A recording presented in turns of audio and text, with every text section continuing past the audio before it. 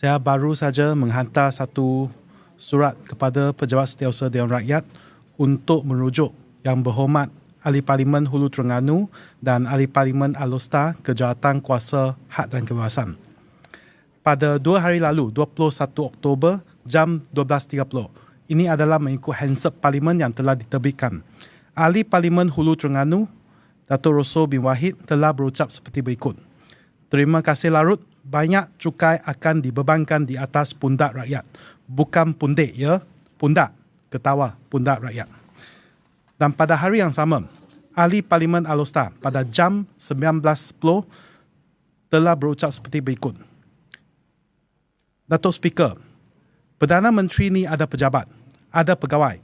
Perdana Menteri bukan Mamat Pasembo. Kedua-dua frasa yang disebut oleh Ahli Parlimen Hulu Terengganu bukan pundik dan Ahli Parlimen Alor Perdana Menteri bukan Mamat Pasembo adalah bahasa yang kurang sopan dan unparliamentary.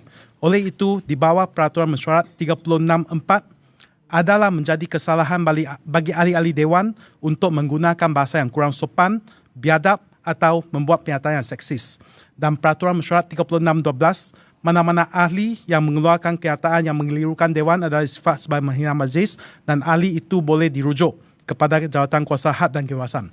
Jadi, saya mohon supaya Tuan Yang Di-Pertua pertimbangkan usul ini dan merujuk kedua-dua ahli parlimen ini yang telah menggunakan perkataan yang tidak sopan, biadab dan unparliamentary. Mereka akan bagi justifikasi, mengatakan mereka guna perkataan bukan pundik, bukan Mamat Pasembo. Kalau justifikasi ini boleh diterima, bermakna lain kali is a free for all untuk semua ahli parlimen.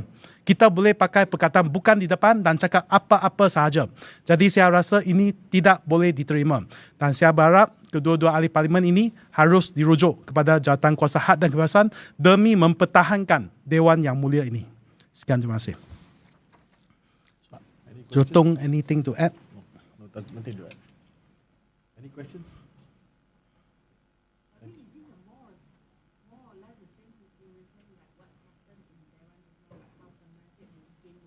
Yeah, it's almost similar because they're using a negative and then they put a very bad connotation behind. So this cannot be accepted. Okay, you cannot say bukan and then you say something very bad.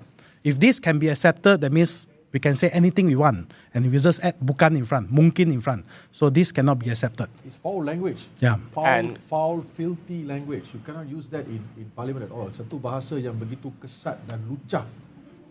They can, and just to add, this is actually very classical communication strategy. When I say don't think of a black cat, what happens in your mind? A black cat comes into your mind. So what they are doing right now is doing exactly that by invoking certain images and certain negative images. They are essentially by saying, oh, I'm not saying you're stupid, but you are not very cerdik. So essentially you're saying people are stupid lah. And this is the unparliamentary behavior that we cannot and must not allow to be a precedent.